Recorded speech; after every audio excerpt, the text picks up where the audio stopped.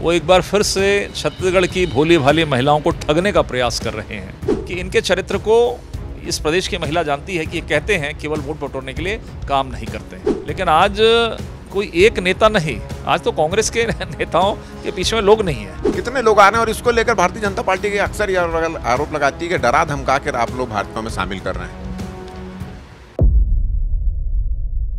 लोकसभा चुनाव में महिलाओं की वोट हासिल करने के लिए कांग्रेस इन दिनों महालक्ष्मी नारी न्याय योजना के तहत एक फॉर्म भरा रही है। पूरे प्रदेश में इस तरह का फॉर्म भराया जा रहा है, उसको लेकर भारतीय जनता पार्टी ने एक सवाल खड़ा किया है।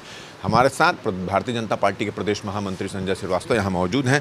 एक कांग्रेस फॉर्म भरा रही है, आप लोगों ने विधानसभा में फॉर्म भराया था महतारी वंदन योजना का, उसका फायदा मिला। अब ये कांग्रेस लोकसभा में भरा रही है, कितना फायदा मिलेगा? देखिए, जिन्होंने पिछले 5 वर्षों में नारियों के साथ में न्याय नहीं किया, घोर अन्याय किया, वो एक बार फिर से छत्तीसगढ़ की भोली भाली महिलाओं को ठगने का प्रयास कर रहे हैं। पिछले घोषणा पत्र में इनका वादा था कि हम 500 रुपये महिलाओं के खाते में देंगे, वो उन्होंने नहीं दिया।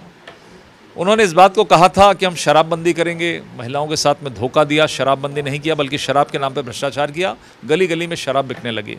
इन्होंने कहा था कि हम सिलेंडर देंगे, वो नहीं दिया। इन्होंने कहा था कि हम स्व सहायता समूह की बहनों को ऋण माफ़ करेंगे, वो उन्होंने नहीं दिया।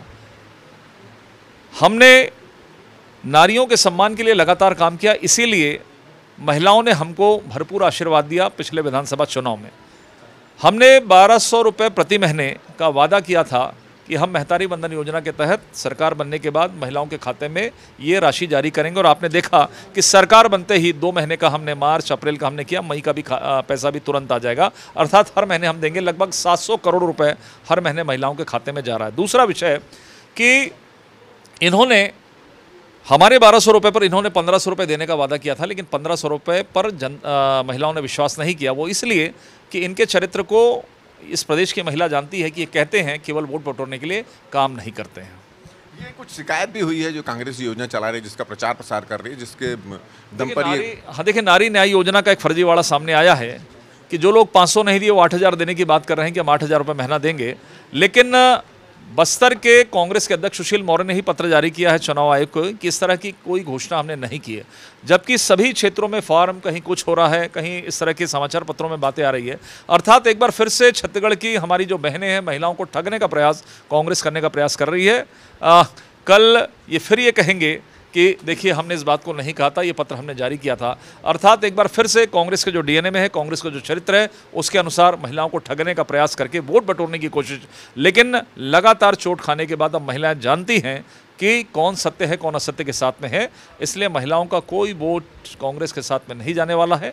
महिलाओं का आशीर्वाद, बहनों का आशीर्वाद भाजपा को प्राप्त होगा। आप लोग चुनाव के समय, लोकसभा चुनाव के समय भाजपा प्रवेश उत्सव चलाए थे, लोकसभा अभी भी चला रहे हैं। कितने लोग आ रहे हैं और इसको लेकर भारतीय जनता पार्टी के अक्सर यह आरोप लगाती है कि डरा धमका कर आप लोग भाजपा में शामिल कर रहे हैं।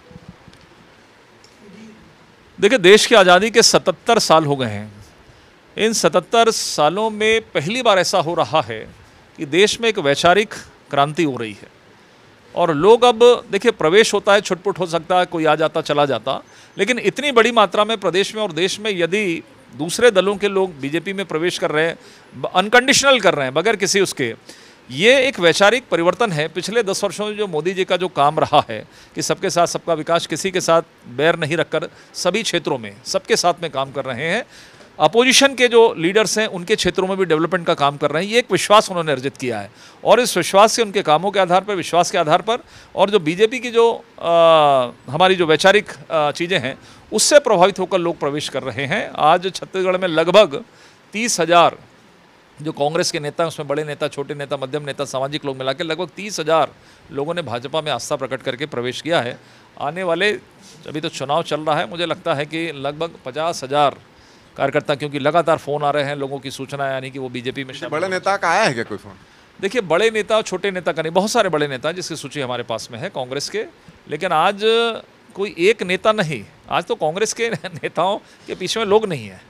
जो आम जनता है उनका विश्वास भी बीजेपी पर है, लेकिन बड़े नेताएं भी काफ़ी हैं। पूर्व विधायक हैं, पूर्व महापौर हैं, जिला पंचायत के अध्यक्ष आ गए हैं, जो सिटिंग जिला पंचायत के आने वाले हैं। ऐसे अनेक है, कोई एक ऐसा वर्ग नहीं है जो बीजेपी में प्रवेश नहीं कर रहा है। तो मुझे लगता है ये कांग्रेस का नैतिक पतन है कि कांग्रेस ने जो 75 सालों के अंदर में सरकार में रहते हुए 58-60 वर्षों में, और देश में राजनीतिक दल के रूप में उन्होंने जिस तरीके का नैतिक पतन किया, आम जनता के साथ में दुर्व्यवहार किया है, कांग्रेस के कार्यकर्ताओं के साथ में दुर्व्यवहार किया है, उसका ही कारण है कि अब लोग कांग्रेस को पसंद नहीं कर रहे हैं। लोकसभा चुनाव चल रहा है, रामनवमी आ रही है, आपने अयोध्या में रामलला का मंदिर बनाया, एक उत्साह राम के प्रति लोगों में देखा जा रहा है। आप लोग किस तरह से मना रहे हैं रामनवमी का पर्व? आप कुछ टास्क वास्क भी दिए हैं, पता चला है सब जगह मनाने के? देखिए, राम हमारे आस्था के केंद्र हैं, इस देश की वो आत्मा है, और एक बड़ा संघर्ष लगभग 500 साढ़े 5 साल तक चला, और जो कमिटमेंट हमने 1989 के पार्लियामेंट अधिवेशन में हमने संकल्प लिया था कि अयोध्या में रामलला का मंदिर स्थापित होना चाहिए, प्राण प्रतिष्ठा होना चाहिए, वो दिन सबने देखा कि 22 जनवरी को रामलला की प्राण प्रतिष्ठा हुई। और ये केवल एक दल का विषय नहीं है, ये हिंदुस्तान का एक एक नागरिक, 140 करोड़ जनता है जो राम को अपना प्रतीक मानती है, राम को अपना केंद्र मानती है। और राम केवल एक ईश्वर के रूप में नहीं, एक जीवन, एक हमारा अनुशासन, एक जो हमारा कमिटमेंट होता है, उसको सीखने समझने का एक विषय है। तो मुझे लगता है हर एक व्यक्ति भगवान राम को अपने में उतारना चाहता है, तो मुझे लगता है कि बड़े उत्साह के साथ में इस बार भी रामनवमी बनेगी। कोई पार्टी फोरम का कोई विषय नहीं है, ये तो हिंदुस्तान के अंदर में हर एक घर में रामनवमी का उत्सव बड़े उत्साह के साथ में मनाया जाता है, सार्वजनिक रूप में उत्साह के साथ में मनाया जाता है। लोग अपने अपने क्षेत्रों में अपने अपने कार्यक्रमों में शामिल होंगे। चलिए, ये थे संजय श्रीवास्तव जी, और उन्होंने सीधा सीधा ये आरोप लगाया है कि कांग्रेस एक बार फिर से महिलाओं को छलने का काम कर रही है।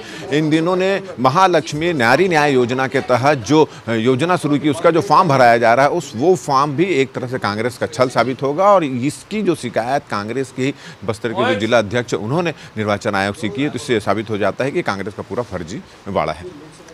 कैमरामैन योगेंद्र मिश्रा के साथ राजेश मिश्रा, IBC 24 रायपुर। ठीक है, हमारा ये वीडियो आपको अच्छा लगे तो ज़्यादा से ज़्यादा इसको शेयर करें, सब्सक्राइब करें, और अपने सुझाव हमको देना ना भूलें। और मुझे और मेरे कैमरामैन योगेंद्र मिश्रा को दे इजाज़त। नमस्कार।